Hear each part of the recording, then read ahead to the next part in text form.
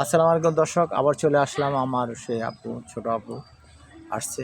তো আপু, আপনারা জানেন তার বাবা অসহায়, গরিব, রিক্সা অটো ভ্যান চালায়।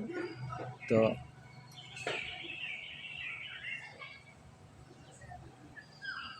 যে আপু কিছু, আপু কেমন আছো? আলহামদুলিল্লাহ ভালো আছি ভাই। আপনি কেমন আছেন? ভালো আছি। কি অবস্থা তোমার এখন?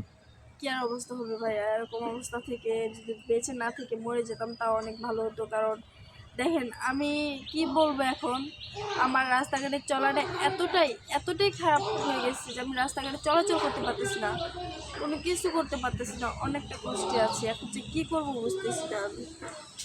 তো মনে করেন, যদি আমি চাচ্ছি যে আমি যেন আমার বাবাকে একটু হেল্প করতে পারবো, বাবাকে একটু সাহায্য করতে পারবো, কারণ আমার বৃদ্ধ, কাজ করতে পারতেছি না, রিক্সা চালক। তো তার জন্য আমি চাকরি করতেছি ওই দিন ধরে। তো আমি যদি চাকরিতে যাইতে গিয়ে তারপরে মনে করেন রাস্তাঘাট ছেলে আটকে আজে বাজে অনেক ধরনের কথা বলে, বিভিন্ন ধরনের কথা বলে। তার ভিতরে টাকা ছুঁড়ে দেয়, এই করে সেই করে অনেক কিছু। বাসার ভিতরে মনে করেন যে যেসব লোক আমার বাবার চেয়েও বৃদ্ধ, তারাও পর্যন্ত বিয়ের আলোচনা নিয়ে আসে।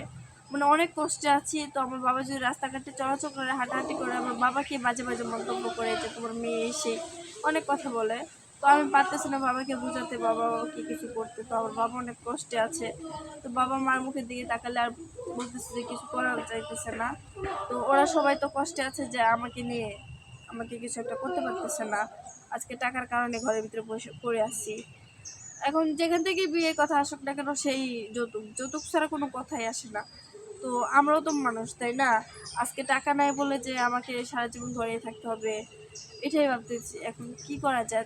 তার জন্য আসলাম যে আপনাদের চ্যানেলের মাধ্যমে যদি কোনো একজন হৃদয়বান ব্যক্তি থাকে, তাহলে যদি আমাকে ভালো লাগে, তাহলে যেন আপনাদের স্ক্রিনে নাম্বার দেওয়া আছে, সেই স্ক্রিনে যোগাযোগ করুক, করে আমাকে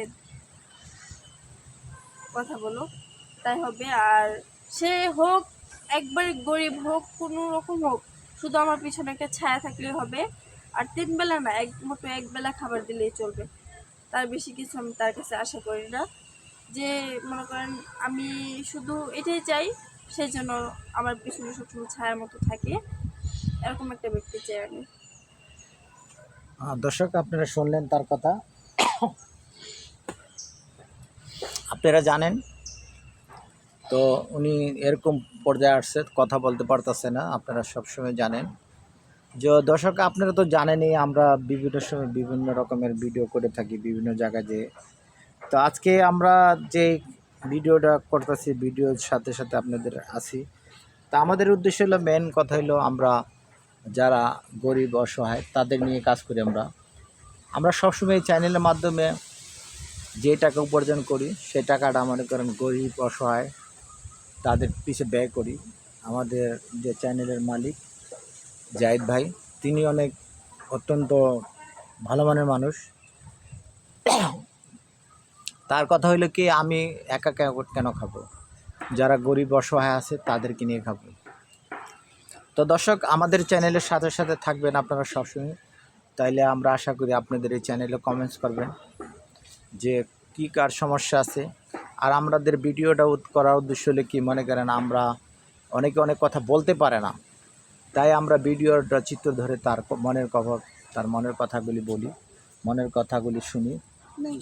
তো এই জন্য মনে করেন আমরা সবসময় আপনাদের সাথে থাকি, চেষ্টা করি পাশে থাকার জন্য। তা আপু, আপনি কিছু বলেন।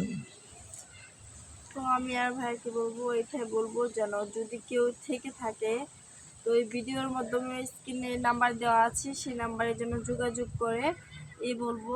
আর মনে করেন, এত বড় লোকও লাগবে না, এত গরিব মানে মিডিয়াম হলে হবে, যে আমাকে ভালোভাবে রাখতে পারবে, ভালোভাবে থাকতে পারবো তার কাছে। এরকম একটা ব্যক্তি চাই, যেন আমাকে রাস্তাঘাটে বাজে কোনো কথা না বলতে পারে লোকজন। কারণ আমি এসব কথার শিকার হতে চাই না, বিদায় মনে হয় এখানে আসছি। রাস্তা দিয়ে হাঁটলে যেন মানুষ আমাকে কোনো কথা না শোনাতে পারে, এরকম একটা ছায়ার মতো একটা লোক চাই আমি, যে আমার পিছনে সারা জীবন ছায়া হয়ে থাকবে। দর্শক, ওনার কথা আপনারা শুনতে পারলেন। আর আমরা সবসময় বলে থাকি, আমাদের স্ক্রিনে নাম্বার দেওয়া থাকে, স্ক্রিনের নাম্বারের সাথে আপনারা যোগাযোগ করবেন। আমরা বিভিন্ন সময় বিভিন্ন জায়গায় ভিডিও করে থাকি। তো আজকে দর্শক আমরা এখানে বিদায় নিব, আবার অন্য কোথায় অন্য কোনো সময় দেখা হবে। আসসালামু আলাইকুম।